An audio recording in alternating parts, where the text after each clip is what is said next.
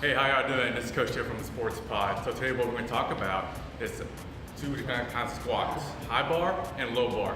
All right, so there's two main factors between the differences between those squats. First one is bar positioning. For a high bar, you're going to position it on top of your traps.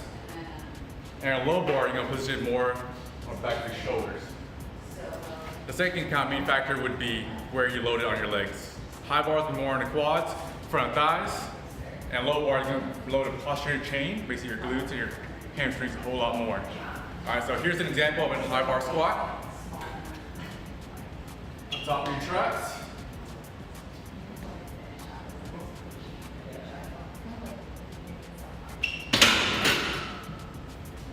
Your upper body's going to be a little bit more upright. So here's an example of a low bar squat. All right. Bar positioning is going to be more back of your shoulders. You have a slight lean with your upper body.